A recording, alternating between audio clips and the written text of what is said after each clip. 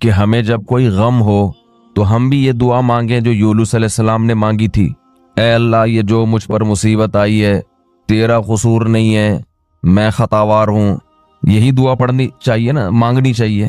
अब देखो मेरे मुंह से भी पढ़नी निकल रहा है, लेकिन हम ये दुआ जो है ना ला इलाहा इल्ला अंता वाली, ये दुआ मांगते नहीं है बल्कि पढ़ते हैं 101 दफा, 1,00,000 दफा, 345 दफा। समझ में आ रही है बात? ये मांगी नहीं जाती बल्कि क्या की जाती है, पढ़ी जाती है। जब पढ़ी जाती है तो मखसूस दानों पे एक खास मिकदार को मुकम्मल करना होता है। उसमें ये जज्बा ही नहीं होता कि मुझसे कोई गलती हुई है, तुझसे नहीं हुई है, मुझसे हुई है, मैं उस गलती की तलाफी करता हूँ, आइंदा नहीं करूंगा। ऐसा किसी की खोपड़ी में तसव्वुर भी बोल दे क्यों नहीं भाई, नहीं होता। तो कुरान इससे आपको इस दुआ के जरिए जो बताना चाह रहा है, जो जहन बनाना चाह रहा है, जो सोच आपके जहन में उतारना चाह रहा है, वो सोच बनती नहीं है। समझते हो कि नहीं समझते?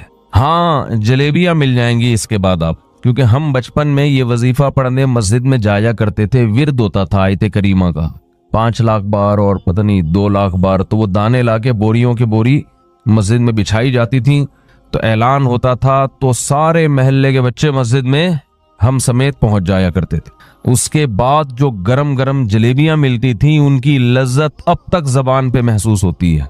वो जलेबियों का मजा अब कहीं भी नहीं आया। ऐसी गरम पता नहीं कहां से बनवा के ला, मजा बहुत आता था। जलेबी अगर गरम गरम हो ना तो उसका अपना ही मजा है। खा लिया करें कभी अपने खर्चे पे। गोरों को ये सहूलतें तुमको क्या पता है यार, दूध जलेबी क्या होती है, जलेबी क्या। तो पिज्जा बस बर्गर 2-4 चीजें ही हैं।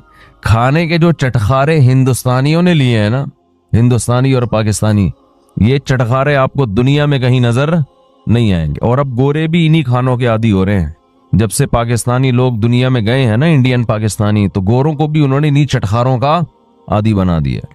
तो खैर, तो यूनुस अलैहिस्सलाम ने फनादा फिज़्ज़ुलुमात, रात के अंधेरों में अल्लाह को पुकारा। समंदर के अंधेरा, मछली का पेट का अंधेरा।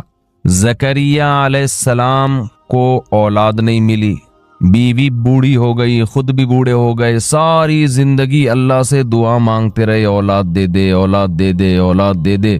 रब्बी ला तज़रनी फर्दन व अंत खैरुल वारिसीन, ऐ अल्लाह मुझे अकेला मत छोड़, मुझे तन्हा मत छोड़, मुझे औलाद चाहिए। फस्तजबना लहू, कुरान कहता है हमने आपकी दुआ को कबूल किया। आज जिसकी औलाद नहीं होती वो ये दुआ मांगता नहीं है बल्कि 101 दफा पढ़ता है। समझ में आ रही है बात? तो अल्लाह से दुआ का ताल्लुक कायम करो, करना चाहिए हमें। सबसे मजबूत बंदे और अल्लाह का जो रिलेशन है ना, ये दुआ के अलावा किसी चीज से नहीं बनता। लेकिन जो काम सबसे मुकद्दस होता है, उस शैतान रुकावट भी सबसे ज्यादा बोलो उसी में डालता है। शैतान आपको किसी इबादत से इतना नहीं रोकेगा जितना आपको दुआ मांगने से रोकेगा।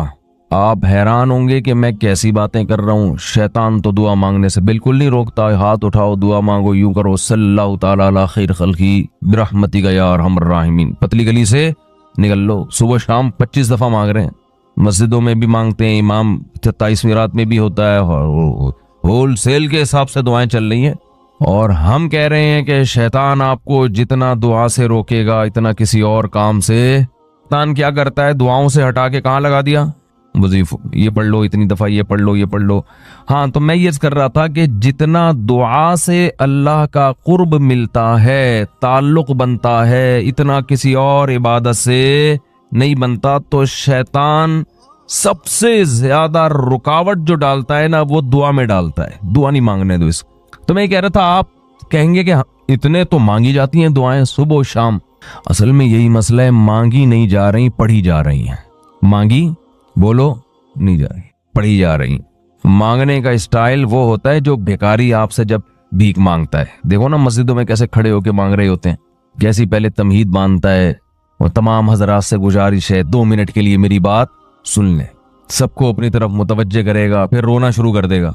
हालांकि ज्यादातर फ्रॉड ही होता है इसमें। तो फ्रॉड इतना अच्छा है तो सच्ची मुच्ची का जब भिखारी होगा वो कैसा होगा, आप खुद अंदाजा लगाओ। जब फ्रॉडी इस स्टाइल से मांगते हैं कि आदमी को लगता है ये बिल्कुल हकीकत में मुस्तहिक है, तो जो वाकई मुस्तहिक है उसका स्टाइल कैसा होगा।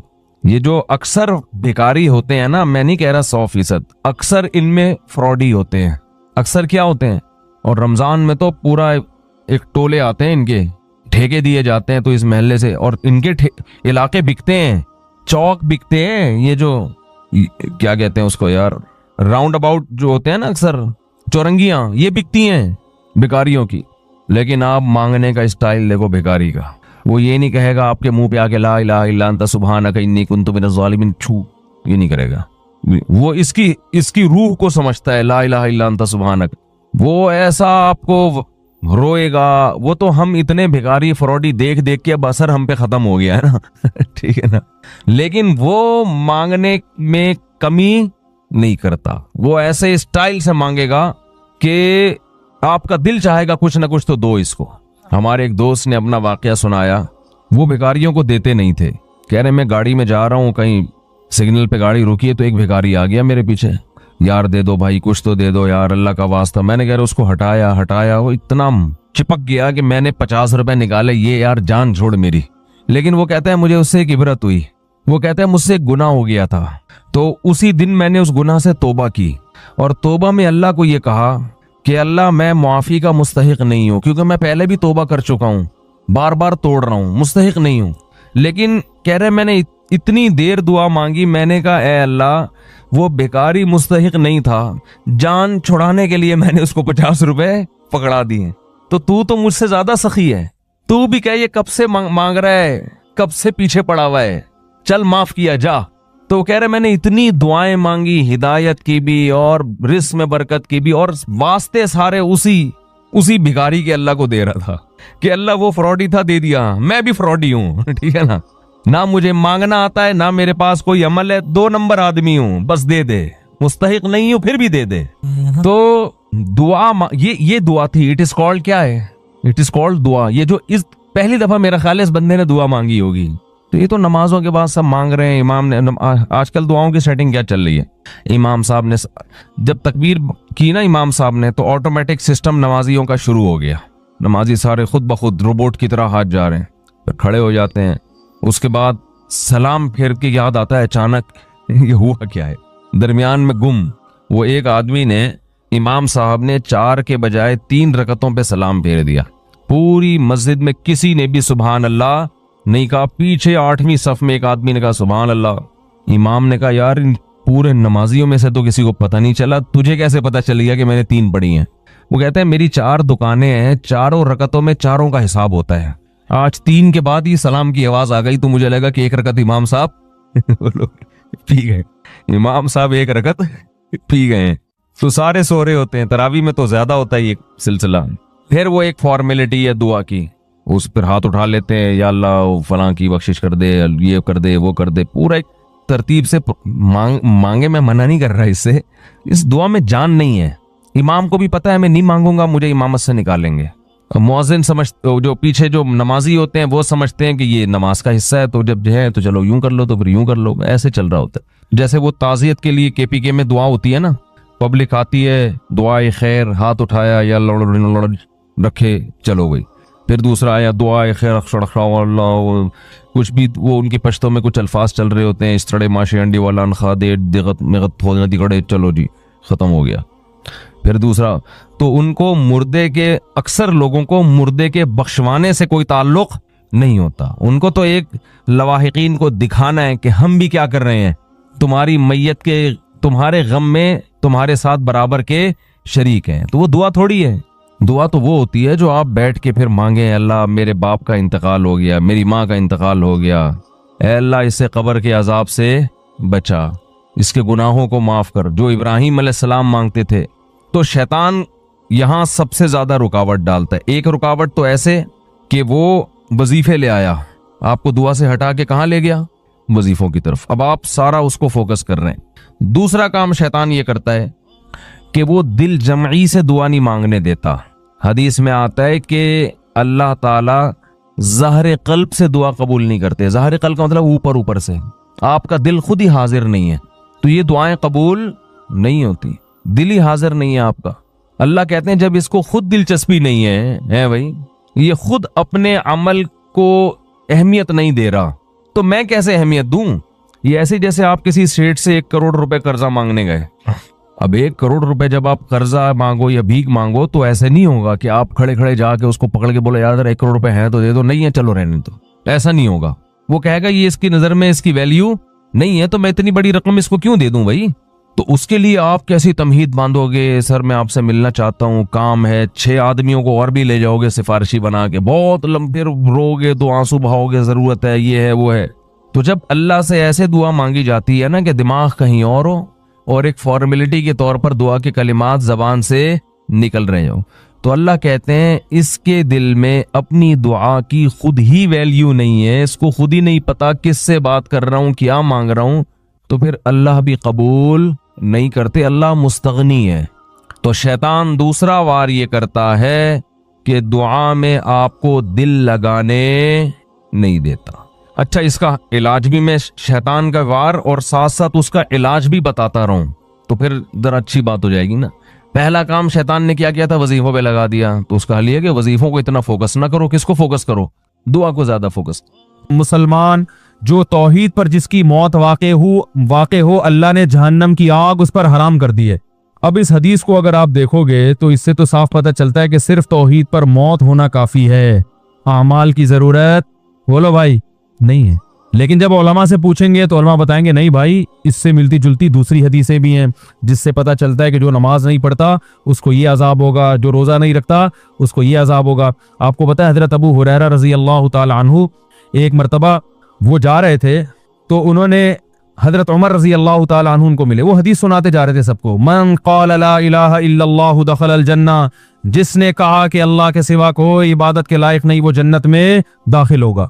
वो हदीस सुना रहे हैं सब, हजरत उमर मिले उनको, हजरत उमर को भी उन्होंने हदीस, और नबी सल्लल्लाहु अलैहि वसल्लम का जूता नालैन वो बतौरे नाल मुबारक बतौरे दलील के भी कि मैंने नबी सल्लल्लाहु अलैहि वसल्लम से ये हदीस सुनी है। हजरत उमर मिले ना, हजरत उमर रजी अल्लाह ताला अन्हु को भी उन्होंने हदीस सुनाई तो हजरत उमर ने ऐसे धक्का दिया, फरमाते हैं फ़ख़ररतु अला इस्ती, मैं कूलों के बर जमीन पे गिरा। हजरत उमर ऐसे गज़बनाक हुए और उनको यह हदीस सुनाने से मना कर दी। क्यों मना किया? कि लोग इस पर एतमाद कर लेंगे, लोग कहेंगे भाई हमने तो सबने ला इलाहा इल्लल्लाह पढ़ा हुआ है, हम तो सीधा कहाँ जाएंगे, जन्नत में। इसका मफहूम नहीं समझेंगे कि ये तो कलमे की एक फजीलत बयान की जा रही है। मैं सुबह फजर के बाद रोजाना एक हदीस की तालीम करता हूँ, आज मैंने 2 हदीसें छोड़ दी हैं। रियाजुस सालिहीन की मैं तालीम करता हूँ ना फजर की नमाज के बाद अपनी मस्जिद में, रियाजुस सालिहीन से आज मैंने जानकर 2 हदीसें छोड़ी हैं। क्यों छोड़ी है? मैंने कहा इनका मफहूम बयान करने में बहुत टाइम लगेगा और अगर तशरीह नहीं की तो लोग हदीस का मतलब गलत समझेंगे। अब मैं सुना देता हूँ वो हदीस आपको, क्योंकि मैं थोड़ा उसको डिफाइन भी कर सकता हूँ। रसूलुल्लाह सल्लल्लाहु अलैहि वसल्लम ने फरमाया कि अगर तुम लोग सब गुनाह छोड़ दो, कोई भी गुनाह ना करे, अल्लाह इस कौम को खत्म कर देगा। अगर दुनिया में सारे मुसलमान सब ठीक हो जाएं, सारे लोग मुसलमान हो जाएं और सब ठीक सब नेक बन जाएं, तो अल्लाह सबको क्या कर देगा? मार देगा। और ऐसे लोग पैदा करेगा जो गुनाह करें और फिर अल्लाह से तौबा करें। अब मैंने ये हदीस नहीं सुनाई आज, मैंने कहा इससे गुनाहों पर क्या होंगे, लोग जरी हो जाएंगे, क्योंकि अब वो ऐसे ही गुनाह कर रहे हैं। कहेगा अच्छा अल्लाह को गुनाह इतने पसंद हैं कि नेक आदमी को तो अल्लाह वैसे ही मार दें।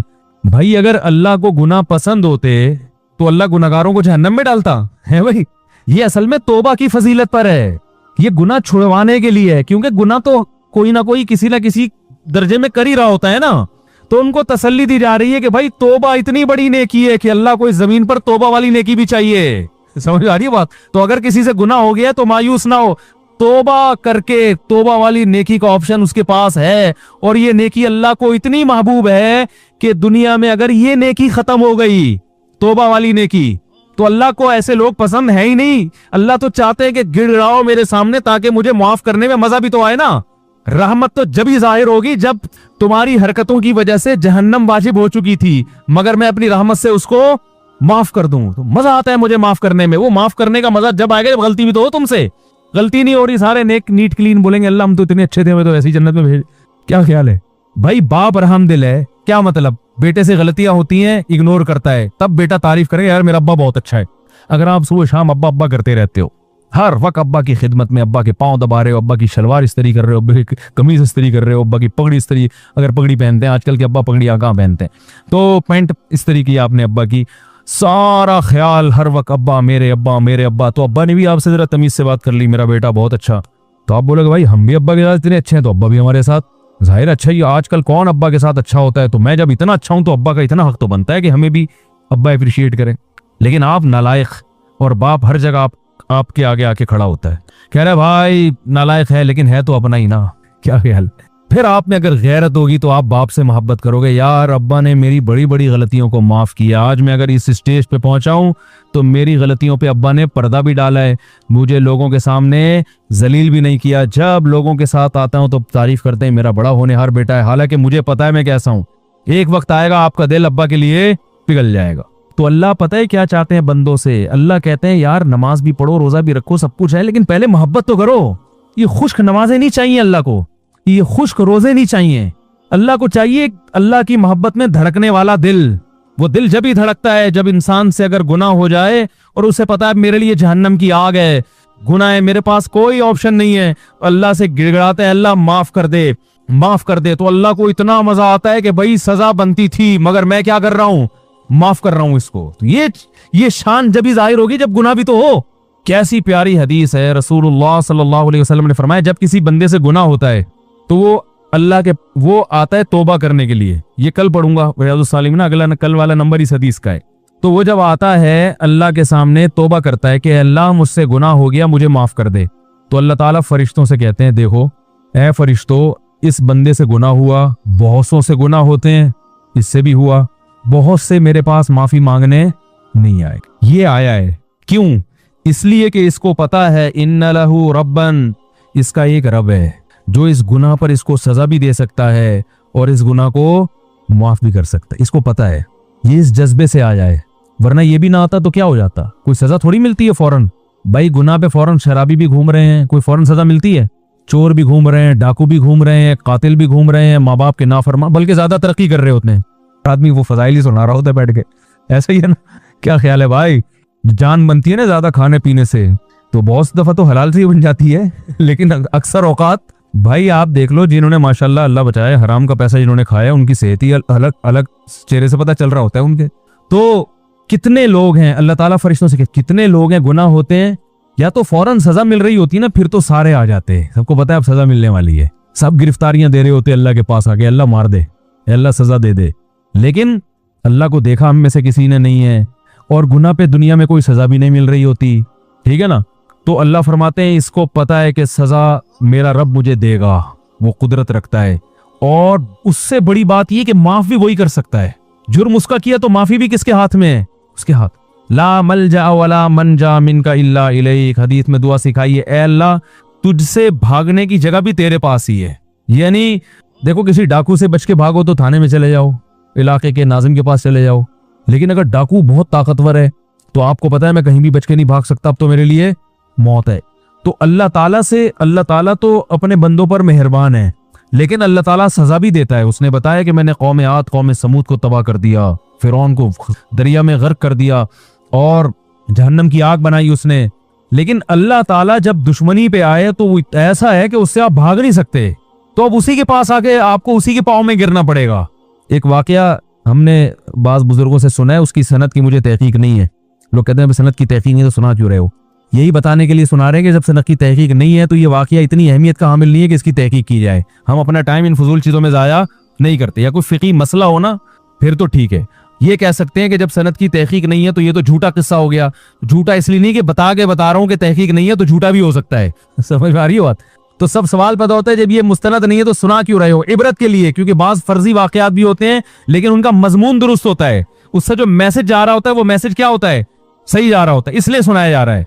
हर चीज का ना एक पूरी डिटेल बतानी पड़ती है वरना क्लिप आ जाएगा एक। तो कहते हैं कि हजरत मूसा अलैहिस्सलाम से किसी ने पूछा कि ये जो हवादिस हैं, हादिसात हैं, अगर ये तीर हों और चलाने वाला अल्लाह हो तो इन तीरों से बचना कैसे मुमकिन है? भाई ये तीर अल्लाह के हाथ में हो, कमान अल्लाह के हाथ में हो, और यानी वो हवादिस की ये तीर हो जो हवादिस की शक्ल में हम पर आ रहे हो, तो इस हादसा से बचना मुमकिन है? तो कहते हैं मूसा अलैहिस्सलाम ने कहा एक ही तरीका है कि जो जिसके हाथ में कमान है उससे दोस्ती कर लो।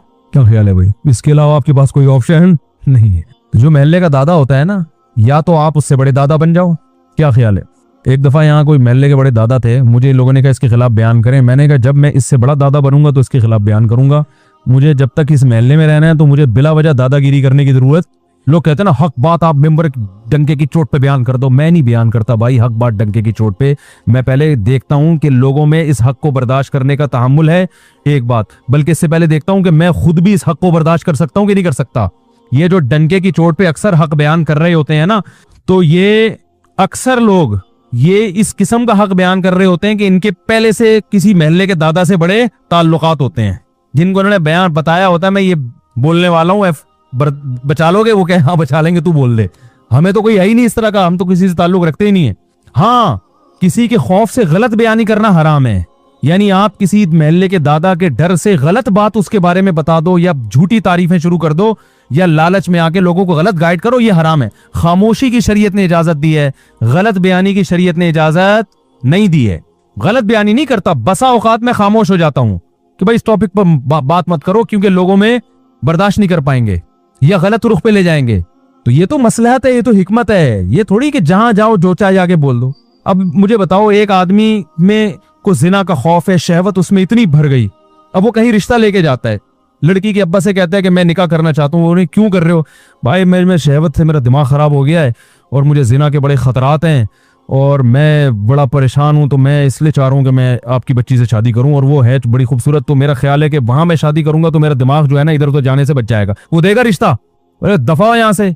बात तो हक है और शरीयत में जायज भी है, लेकिन ये हक बयानी आप भी नहीं अफोर्ड कर सकते, कोई भी नहीं अफोर्ड कर सकता। भाई ये बात आपके दिल में है, उसको रखो, कुछ और बात करो उसके सामने।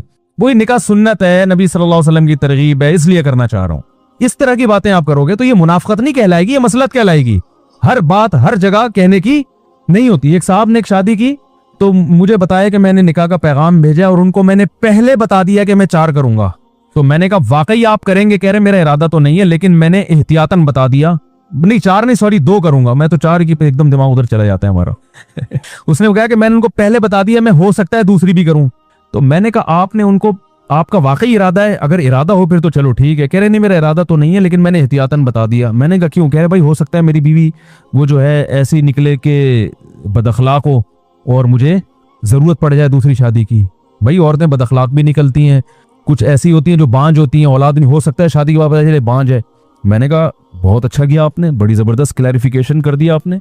मैंने कहा लड़की के अब्बा को मैं कहूंगा कि आपको भी बता दें कि हो सकता है हम आपसे तलाक ले लें। भाई हम शादी तो कर रहे हैं, लेकिन इस बात का इम्कान है कि हम आपसे तलाक लेके इसकी कहीं और शादी कर दें। आप पूछो क्यों? भाई हो सकता है आप चरसी निकलो। क्या ख्याल है? आप कहो नहीं मैं तो चरस नहीं पीता, मेरा लेबोरेटरी टेस्ट करवा लें। भाई हो सकता है बाद में चरसी बन जाओ। तो हो सकने पर तो यार दुनिया में बहुत कुछ हो सकता है, अभी तो है उसके हिसाब से बात करो ना। मैंने कहा आपका इरादा है नहीं, खाम में वो रिश्ता तोड़ दिया उन्होंने। वो बिल्कुल सही किया लड़की के अब्बा ने, बहुत अच्छा किया तोड़ के। मैंने कहा कोई भी होता रिश्ता तोड़ता है बिला वजह, हो सकता है हो सकता है।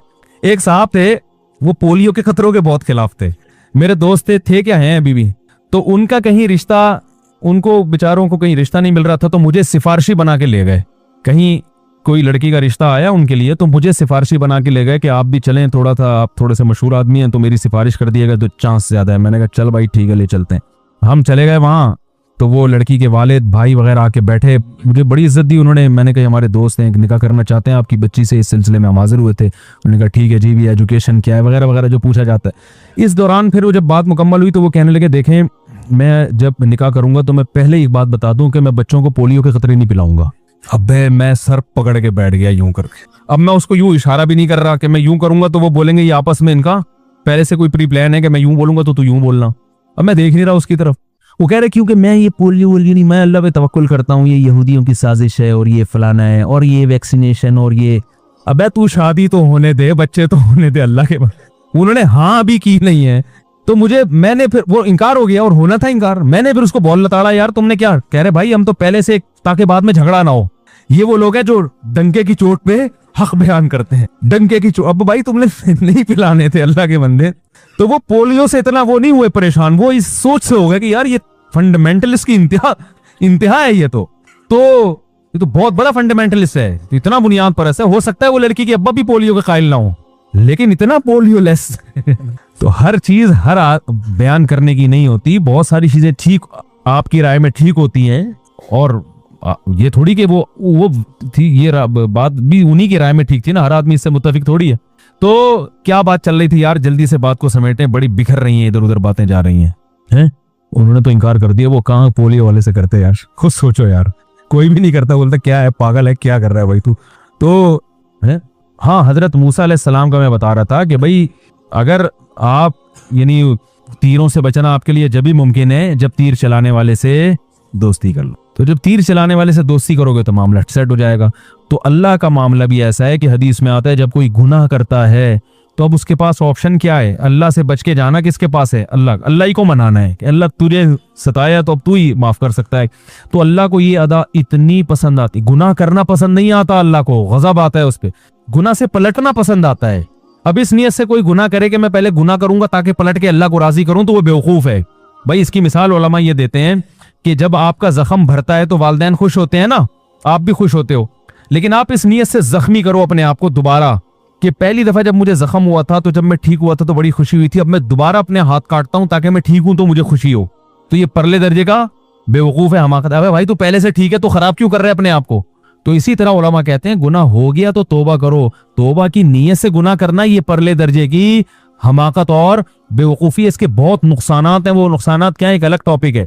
तो अल्लाह को तौबा इतनी पसंद, हदीस में आता है जब तौबा करते हैं अल्लाह कहते हैं देखो इसको पता है कि मैं हूं माफ करने वाला, तो अल्लाह क्या करते हैं, माफ करते हैं, फरिश्तों से कहते हैं गवाह रहो।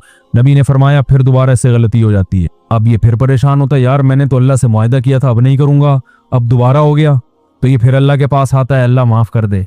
तो अल्लाह कहते हैं देखो दोबारा गलती हुई है, अब ये पहले से भी बड़ा जुर्म है, एक तो गुनाह, ऊपर से अल्लाह से किया हुआ एग्रीमेंट तोड़ा इसने, लेकिन इसको पता है इस गुनाह पर भी सजा देगा कौन, अल्लाह, और माफ कौन कर सकता है, अल्लाह। तो इस जज्बे से दोबारा माफी मांग रहा है, बार बार आता है, बार बार माफी मांगता है। अल्लाह हर दफा फरिश्तों को ये कह के माफ करते हैं इसने ना मुझे देखा ना मेरे अजाब को देखा। इस गिड़गिड़ाने को अल्लाह पसंद करते हैं। तो इसलिए हदीस में आता है सारे अगर नेक परहेजगार बन जाए अल्लाह सबको खत्म करेगा, ऐसे लोग पैदा करेगा जो गलती करें और फिर अल्लाह से तौबा करें। तो इसका मतलब ये नहीं है कि अब आप गलतियां, क्योंकि हम में से हर शख्स बहुत सी गलतियां कर चुका है, अब आपको नई गलती जो है ना मुआशरे में जो है वो उसका तारुफ करवाने की जरूरत नहीं है। तो तौबा की तरगीब है, ये गलतियां करने की तरगीब, उसको नबी सल्लल्लाहु अलैहि वसल्लम ने इस अंदाज से डिफाइन किया है, इस अंदाज से समझाया है ताकि तौबा की, वरना ऐसा होगा नहीं। तो ये तौबा की इतनी बड़ी फजीलत है। अब अगर आप अधूरी हदीस सुनेंगे ना तो फौरन लोगों का जहन कहाँ जाता है, गुनाह की तरफ, कि यार गुनाह कोई इतनी बड़ी चीज नहीं है। भाई गुनाह बहुत बुरी चीज है, कत्ल पर कितनी शदीद वईदें हैं, नमाज कज़ा करने पर, जिना अल्लाह को अगर पसंद होता तो अल्लाह ये कहते कि जानी को चौक में खड़ा करके 100 कोड़े मारो। अल्लाह तो सत्तार है ना, गुनाहों पे पर्दा डालने वाला, लेकिन जानी का जुर्म गवाहों से साबित हो गया, अल्लाह कहते हैं ना ना ना ना, चौक पे ला के इसको 100 कोड़े मारो। शादीशुदा तो संसार कर दो, पत्थरों से मार के हलाक कर दो। इससे पता चलता है अल्लाह को गुनाह पे जरा भी खुशी नहीं होती, गुनाह से तौबा पे खुशी होती है अल्लाह ताला। तो मैं ये अर्ज कर रहा था कि चाहे हदीस हो, चाहे मेडिकल साइंस की कोई खबर हो, चाहे सियासत की कोई खबर हो, या मुल्क में कोई ऐसी खबर हो कि ये होने वाला है, तो वो खबर हमेशा मुताल्लिका उमूर के जो माहिरीन हैं उन तक लौटाई जाएगी, उनसे रिसर्च की जाएगी। आप बताएं डॉक्टर साहब, ये जो गुर्दों के बारे में खबर आई है कि इंसान के 3 गुर्दे होते हैं और व्हाट्सएप पे बड़ी घूम रही है, आप इससे मुत्तफिक हैं या नहीं है, ठीक है ना ठीक है। और फला जो खबर आई है कि कोई हिकमत से मुताल्लिक हो तो किसी बड़े हकीम से पूछा जाए, या सियासत से मुताल्लिक हो तो जो सियासी उमूर के माहिरीन हैं उनसे पूछा जाए।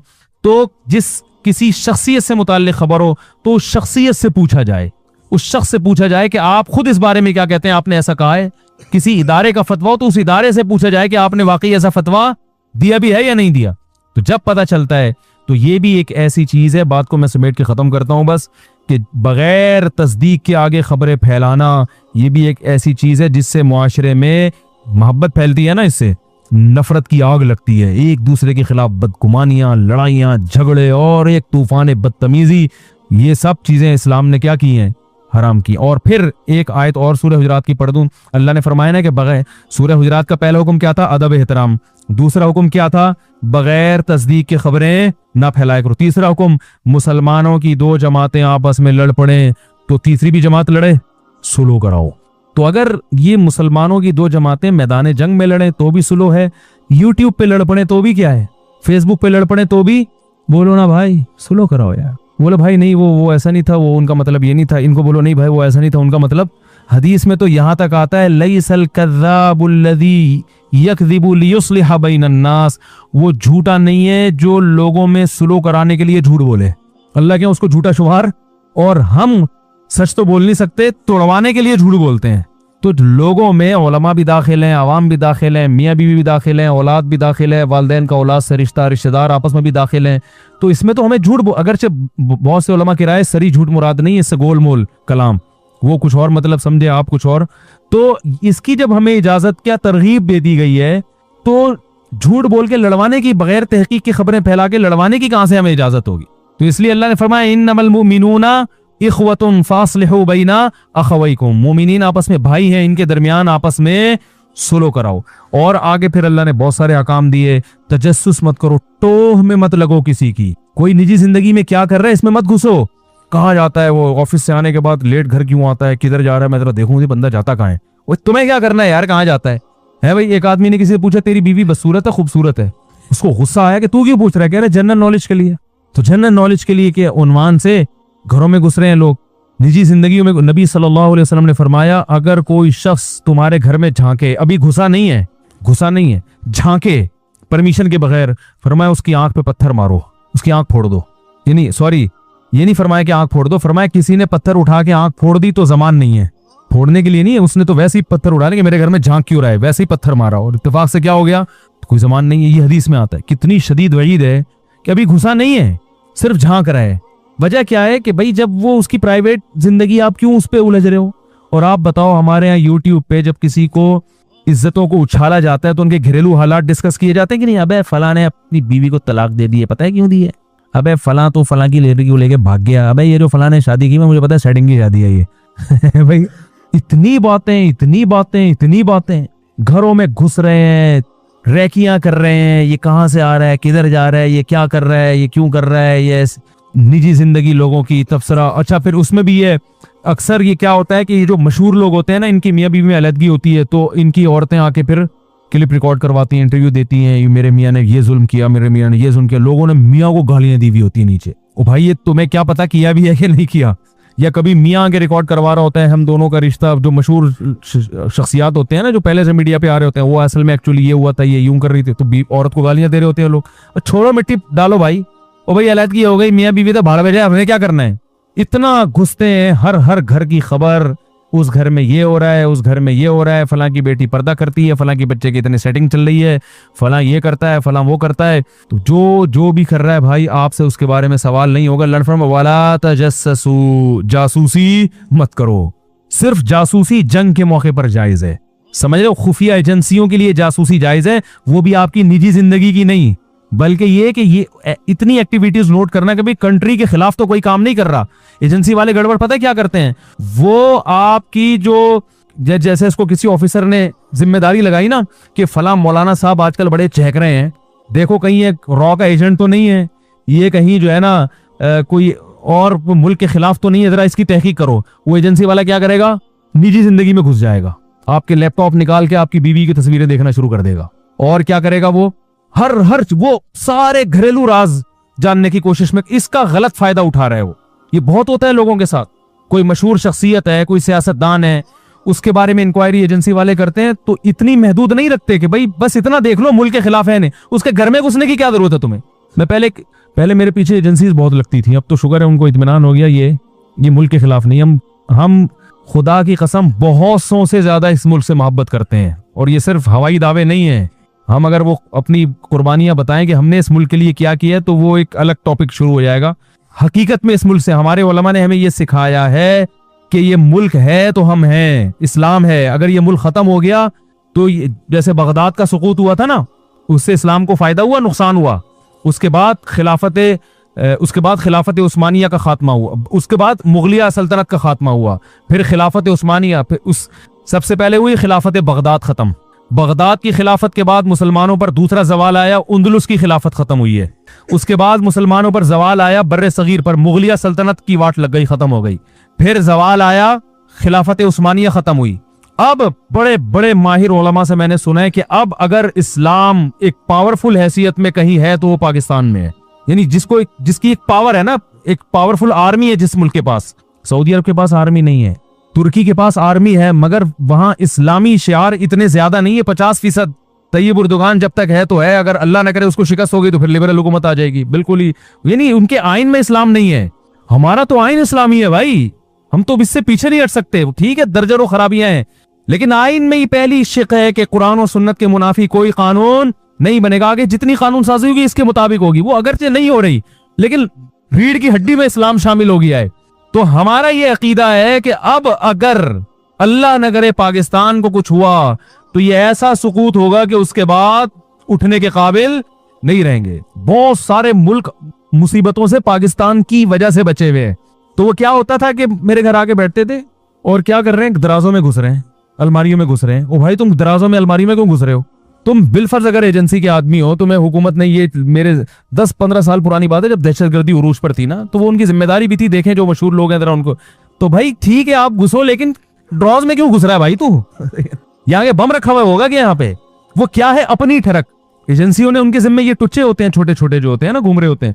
एजेंसी में जो ऑफिसर है उसने उनको यहां तक जाने की इजाजत नहीं दी होती, लेकिन वो अपनी जाति के राज पे मुत्तले हो जाऊं किसी तरह, फिर मैं जाती तौर पे ब्लैकमेल करूंगा। समझ रहे हैं ना? कंप्यूटर में घुस रहा है, कभी क्या क्या कर रहा है, क्या मैं अंदाजा हो जाता है बंदा ठीक नहीं है। ये भी मुमकिन है एजेंसी का ना हो, वैसे ही कोई बंदा आ गया हो, आप किसी को मेहमान के तौर पे कमरे में बिठा के जाएं और वो आपकी ड्रॉजें खोल खोल के चेक करना शुरू कर दे। आप चाय बनाने के लिए गए और वो, तो ये घटिया और नीच हरकत है या नहीं है भाई? तुम्हें यहाँ बिठा गए हैं, तमीज से बैठो यार। ड्रॉज खोल के देख रहा है और जो है वो कंप्यूटर खोल के देख रहा है। आप किसी को मोबाइल पकड़ा दो, फौरन इनबॉक्स में जाके मैसेज पढ़ना शुरू कर देगा वो।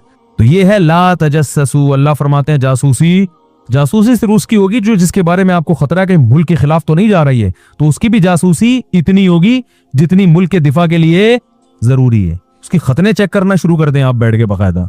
भाई चलो खतने इस नीयत से कि कहीं ऐसा ना हो कि वहां का एजेंट हो, वो भी चलता है। तो ये कर रहे हैं लोग ये काम। तो ये है तजस्सुस। ये इस्लाम में क्या है? हराम है। एक दफा क्या हुआ, हमारे पड़ोस में ना खिड़की खुलती है, यानी हमारे मेन गेट से दूसरी तरफ, वो हमारी खिड़की नहीं, उनकी खिड़की हमारी तरफ खुलती है, हमारे घर की तरफ नहीं, दरवाजे की तरफ। तो उधर टीवी चल रहा था।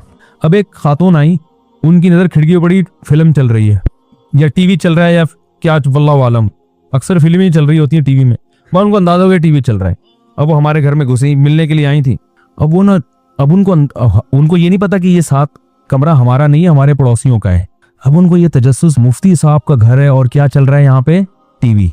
अब मेरे घर वाले मुझे बता रहे हैं कि टिक के बैठी नहीं है वो, उनको यही फिक्र कि यार वो वाले कमरे में जाऊं जहां, कह रहे उनकी एक्टिविटीज से मुझे अंदाजा हो, कभी यूं जा रही है, कभी यूं झांक रही है, कभी यूं झांक रही है, कभी ऐसे करके देख रही है। तो हमारे घर वाले कहते हैं मुझे अंदाजा हो गया जो पड़ोसियों का टीवी है ना, इससे इनको गलतफहमी हो रही है। और ये भी कमरे साथ मिले हुए हैं, तो ये समझ नहीं कि मुफ्ती साहब के घर में इधर मिंबर पे बैठ के टीवी के खिलाफ तकरीरें करते हैं और घर में क्या चल रहा है, टीवी चल रहा है। तो घर वालों ने उनको बता दिया कि ये जो आप कर रही है ना, ये उनका टीवी, हमारा नहीं है, दोबारा जाके अच्छी तरह से देख लें, ऐसा ना वहां जाके खबरें फैलाने। तो भाई अगर बिल आपको घर में बुलाए चाय के लिए, चाय पियो, पतली गली से निकलो, आप झांक झांक के यूं करना, यूं करना, यूं करना, कितनी घटिया हरकत है। ये चल रहा है मार्केट में, और ये अगर सफाई ना होती तो उनको तो ये हो जाना था। तो हमें तो शरीयत ने सिखाया है अच्छा गुमान। बस ये एक वाकया सुना के बयान खत्म करता हूँ। मैं बचपन में तबलीग वालों के साथ कहीं गश्त कर रहा था, हमने एक साहब को आते हुए देखा, घर में दाखिल हुए हमारे सामने, हम उनके पीछे पहुंच गए, अमीर साहब ने दरवाजा बजाया, एक बच्चा आया, जी कौन? उन्होंने कहा भाई फलां साहब हैं जो भी हमारे सामने घुसे थे, वो उस बच्चे के अब्बू थे। बच्चे ने कहा भी बताता हूँ, पूछता हूँ मैं। वो गया अंदर, आके कह रहा है वो घर पे नहीं है, हमारे सामने घुसे हैं वो। तो अमीर साहब, देखो ये होता है तबलीगी जमात की जो कामयाबी की वजह है ना, ये बेसिक उसूल है, ये बुनियादी उसूल हैं जिसकी वजह से वो पूरी दुनिया में फैल गए। सिर्फ जबान से कहते नहीं है, जो कह रहे हैं उस पर अमल भी है। तो अमीर साहब ने कहा, अमीर साहब को अंदाजा हो गया कि भाई ये बदगुमानी हो रही है इन सबको। तो उन्होंने कहा देखो मुसलमान, हम तबलीग करने निकले हैं ना, तो पहले खुद तो अमल करें। खुद अमल में क्या है कि किसी के खिलाफ बदगुमानी, कुरान में अल्लाह फरमाते हैं मत करो, अच्छा मामिल तलाश करो। तो उन्होंने कहा वो यहाँ से आए हैं, पीछे भी दरवाजा है, जो मैं अक्सर बयान में कहता हूँ ना पतली गली, तो भाई चौड़ी गली के साथ पतली गली भी तो होती है ना। भाई वो आए हो, पानी पियाओ और उस दरवाजे से निकल के बाहर चले गए हो। तो बच्चे ने आके कहा हो कि भाई नहीं है घर पे, तो ऐन मुमकिन है, और वाकई ऐसा होता भी है। बाज़ दफा इंसान भागा भागा एक दरवाजे से आता है, घर में पानी पिया या वॉशरूम गया और दूसरे दरवाजे से फौरन निकल गया। तो मुझे उनका ये जुमला बहुत अच्छा लगा इस वाक़े में। 12-13 साल का था उस वक्त से मुझे ये वाक़या जहन से निकलता नहीं है। ये है कि इन्ना बाज़-ज़न्नि इस्मुन, ए ईमान वालों बदगुमानी मत करो, अक्सर गुमान बुरे होते हैं, गुनाह मिलता है उस पे। अच्छा महमिल तलाश करो भाई, कि जरूरी थोड़ी झूठ बोल रहा हो, लेकिन हम क्या करते हैं 99% इम्कान होता है कि सच बोल रहा है, लेकिन 1% चांस होता है झूठ बोल रहा है, तो हम कहते हैं छोड़ू एक नंबर का वो झूठ, अबे हमें पता है झूठ बोल रहा है। जल्दी सवाल के जवाब दे देते हैं भाई। मेरे भाई ने अपनी अहलिया को 3 तलाक दी, अब कहते हैं कि हलाला कर लिया, लेकिन हमने कोई तस्दीक नहीं की, क्या तस्दीक कराना जरूरी है? भाई देखो, एक आदमी अगर अपनी बीवी को 3 तलाकें देता है, पहली बात तो गुनाह करता है, इकट्ठी 3 तलाकें देना जायज नहीं है, लेकिन तलाकें वाक़ई हो जाएंगी। इसमें मैं पूरा मुदल्लल अभी क्लिप भी रिकॉर्ड करवाने वाला हूँ इंशाल्लाह। एक चैनल पे रिकॉर्ड करवा चुका हूँ, मगर वो चैनल मशहूर नहीं है तो कोई सुनता ही नहीं, उस दोबारा से रिकॉर्ड करवाऊंगा। मेरे ये इल्मी बयानात होते, ये जो मेरे बयानात होते हैं ना, ये वाज़ो नसीहत है, इस पर किसी के इल्म को ना परखा करें आप बैठ के, समझ रहे हो? जो मेरे जो तहकीकी बयानात हैं या मेरी तहकीकी मकाले हैं वो अलग हैं, उसका स्टाइल बोलो भाई अलग होता है। उनको मकाले मेरे पढ़े आप, रिसर्च पे तहकीकी जो मकाले मैंने लिखे हैं, उसके बाद आप फैसला करें कि कुदूरी पढ़ाने की ताकत है या नहीं। हो सकता है मैं बिल्कुल कुदूरी भी ना पढ़ा सकता हूं, लेकिन आप पहले रिसर्च कर लें, उसके बाद आप फैसला करें। वाज़ो नसीहत वाले बयानात से नहीं परखा जाता किसी की इल्मियत को, वो तहकीकी मैदान वो अलग होता है। अच्छा मेरे भाई, तो याद रखो, जिसने भी 3 तलाकें दी बीवी को, तो तलाकें दे के पहली बात तो बुरा काम किया, 3 जायज नहीं है। फिर औरत ने अगर हलाला किया है तो ये प्री प्लान हलाला था तो हराम है। प्री प्लान का मतलब इद्दत गुजरने के बाद इस खातून ने किसी मर्द से निकाह किया और पहले से एग्रीमेंट किया कि आप निकाह के बाद, हम बिस्तरी के बाद मुझे तलाक दे दोगे, तो ये एग्रीमेंट की वजह से ये हलाला क्या हो गया?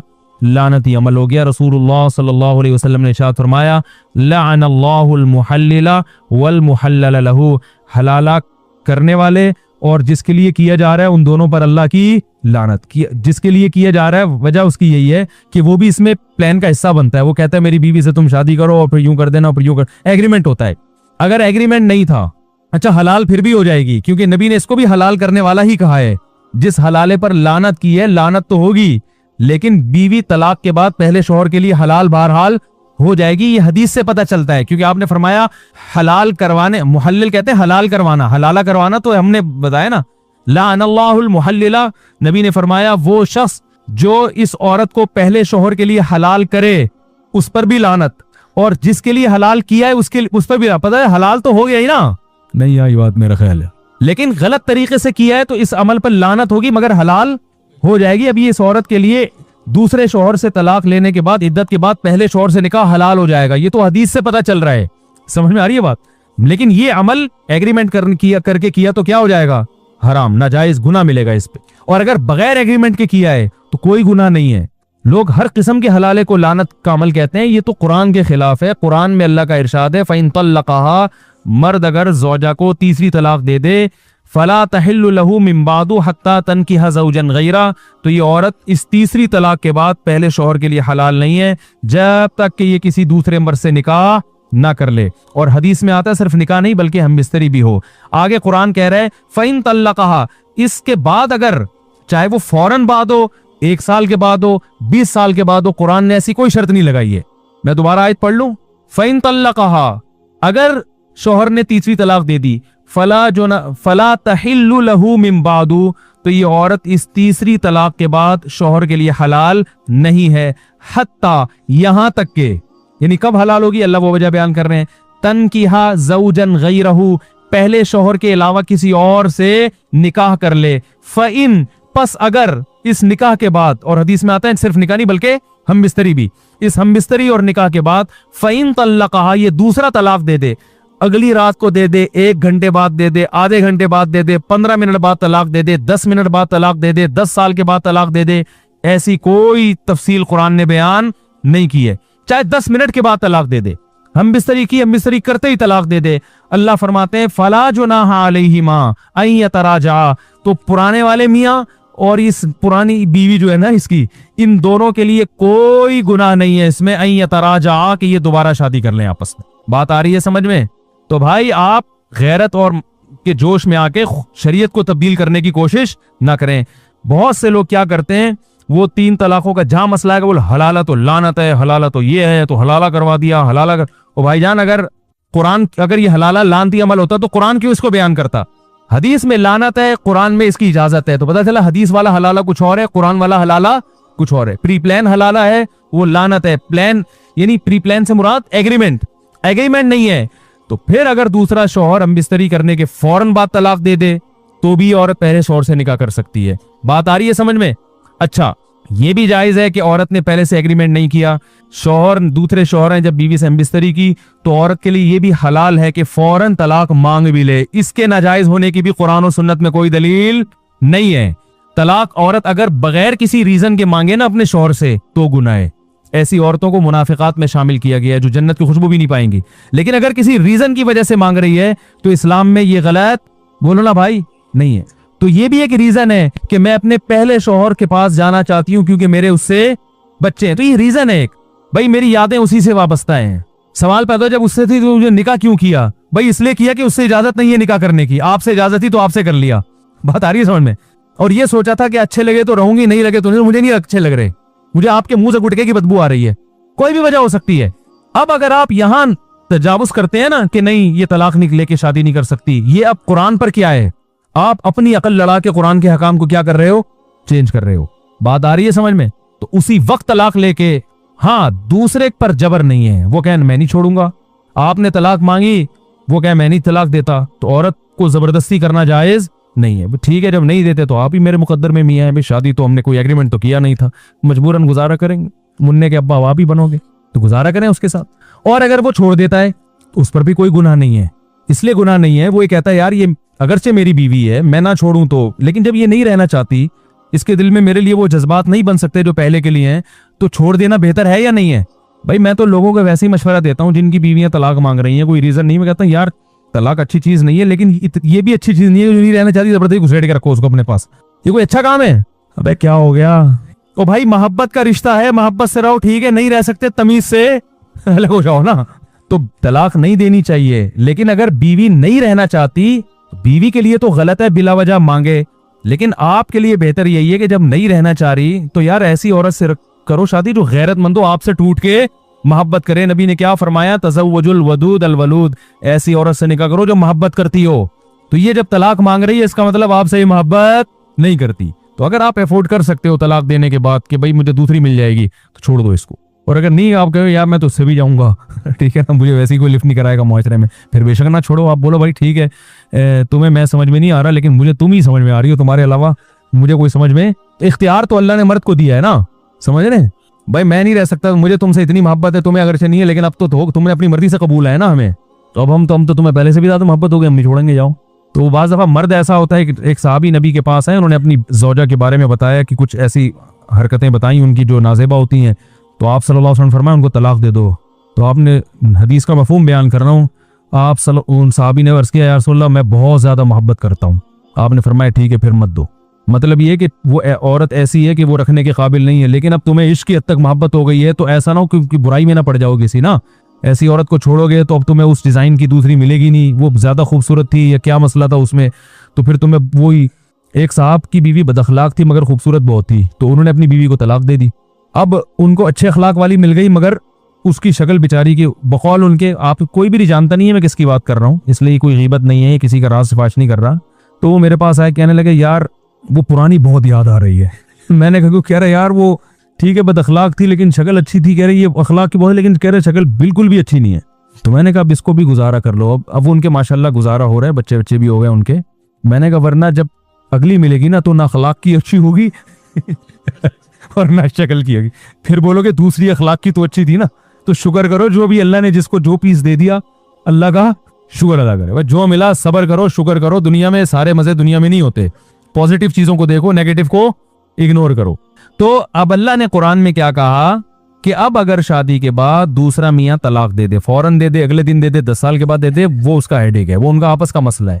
बल्कि उलमा ने यहां तक लिखा है कि अगर दूसरा शौहर इस नीयत से तलाक दे दे कि ये पहले शौहर के साथ शादी करना चाहती है, इसके उससे बच्चे हैं, इसके जज्बात और फीलिंग उसी के साथ हैं, मेरे साथ ये निभा नहीं करना चाहती, तो इस तलाक पे उसको सवाब मिलेगा। मकसद तो राहत, तलाक इसलिए बुरी चीज है कि इससे नुकसान होता है ना। यहाँ तलाक का नुकसान के बजाय क्या हो रहा है? फायदा हो रहा है। और दूसरी बात, जो हलाले का मकसद था वो भी हासिल हो गया। मकसद ये था कि जब मर्द ने 3 तलाकें दी थी तो तलाक में या तो औरत कसूरवार होगी या कौन कसूरवार होगा? आदमी। यही मसला है ना। अगर औरत कसूरवार थी तो उसकी जिंदगी में नया मर्द आया तो उसको कंपेयर करने का चांस दिया शरीयत ने कि देखो ये भी है वो भी है, दोनों में ज्यादा अच्छा कौन है। अब सोच समझ के जाना, जो झगड़े हो रहे थे, अगर उसका पुराना मियाँ गलत था तो वो कभी भी पुराने के पास नहीं जाएगी। वो समझ में आ रही है बात? वो कहेगी अल्लाह ने मेरी जान छुड़ा दी, मेरी जिंदगी में एक नया मर्द आ गया, एक अच्छा आदमी मिल गया, मैं अब आप ही के साथ जिंदगी गुजारूंगी, मुझे वहां जाने का क्या शौक है। दोबारा उसके पास जाना चाहती है, इसका मतलब फॉल्ट किस में था? ऐन मुमकिन है आप में फॉल्ट हो। अब आपको अंदाजा हो गया कि जो है ना मर्द कैसे होते हैं। और मर्द की अगर गलती थी तो जब वो धक्के खाएगा ना, उस बीवी को याद कर करके रोएगा, तो उसे अंदाजा होगा यार उसमें फॉल्ट थे, मगर अब जो मैं रिश्ते तलाश कर रहा हूं उससे भी ज्यादा फॉल्ट वाले मिल रहे हैं। और यार कम से कम बच्चों को तो पाल रही थी ना, अब तो बच्चे भी गए। चलो खाना नहीं बनाती थी, खिदमत नहीं करती थी, तमीज से बात तो करती थी। वो यादें जब अलैदगी होती है ना, यादें तो फिर आती हैं। कहेगा यार ये तो किसी और के निकाह में चली गई यार, ये तो बिल्कुल इख्तियारात खत्म हो गए। वो 100 दफा सोचेगा। अगर वो अपने फैसले पर नादिम नहीं है, वो कह रहे मैंने सही किया, तो वो दोबारा कभी भी शादी, बोलो भाई बोलते क्यों नहीं करेगा। वो कहेगा अच्छा है किसी और से निकाह हो गया, फोन करके अपनी पुरानी बेगम को बोल देगा अब उसी के साथ रहना, इस खुशफहमी में ना रहना कि मैं आपसे शादी करूंगा, उधर ही जिंदगी हंसी खुशी जिंदगी गुजारो, मेरी जान छोटी, अच्छा हुआ तुम्हें भी घर मिल गया। समझ रहे हैं? लेकिन अगर वो तलाक के बाद दोबारा निकाह कर रहा है, इसका मतलब वो ये मान रहा है कि गलती तलाक देने में किसकी थी? मेरी थी। तो कुरान कह रहा है कि फला जुनाह अलैहिमा यतराजा इन ज़न्ना युक़ीमा हुदूदल्लाह, दोनों आपस में शादी कर सकते हैं अगर उनका ख्याल हो कि अब ये झगड़े नहीं हो। उसको भी सजा मिल गई और आपको भी सजा मिल गई। एक आखिरी बात बता के बयान खत्म करता हूं। बयान तो मेरा खत्म पहले ही हो चुका है, जो जाना चाहे वो जा सकते हैं। तो ये गरीबी चल रही है, बयान खत्म हो चुका था। जब मसाइल शुरू कर दूं ना मैं, तो इसका मतलब बयान खत्म हो चुका है, जो जाना चाहे वो जा सकते हैं। तो लोग इसको गैरत के खिलाफ समझते हैं, ये एक अहम बात है। लोग कहते हैं गैरत के खिलाफ है कि 3 तलाकें दी, एक आदमी की बीवी किसी दूसरे मर्द के पास जाए फिर वहां से घूम के वापस है, गैरत के खिलाफ है। ये गैरत के खिलाफ इसलिए नहीं है कि जब आपने 3 तलाकें दे दी, इद्दत भी पूरी हो गई, तो वो अब आपकी बीवी है नहीं। वो जहां चाहे जिससे चाहे शादी, किसी की तलाक याफ्ता से शादी करना गैरत के खिलाफ नहीं है। आपका उससे कोई रिलेशन नहीं रहा, वो जहां चाहे शादी करे। अब अगर वो दूसरे मर्द से तलाक लेती है तो ये भी गैरत के खिलाफ नहीं है। औरतें तलाक लेती है मुख्तलिफ बेसिस पर, तो गैरत के खिलाफ है। किसी भी बेस पे तलाक लेती है, कोई बेस माकूल हो, फिर जब तलाक लेने के बाद इद्दत भी पूरी कर ले, तो जैसे उसका किसी और मर्द से निकाह करना गैरत के खिलाफ नहीं है, अपने पुराने मियाँ से निकाह करना भी गैरत के खिलाफ नहीं है। तो कौन सा स्टेप है जो आपको लगता है यहां से गैरत के खिलाफ काम शुरू हो रहा है? तो इसलिए जो जायज हलाला है वो गैरत के खिलाफ नहीं है। समझ में आई बात कि नहीं आई? अल्लाह ताला समझने की, अमल की तौफीक अता फरमाए। इल्म माशरे में, मार्केट में शॉर्ट चल रहा है, बस तबसरे चल रहे हैं आजकल माशरे। सुभानकल्लाह व बिहम्दिका नशहदु अल्ला इलाहा इल्ला अंता नस्तगफिरुक।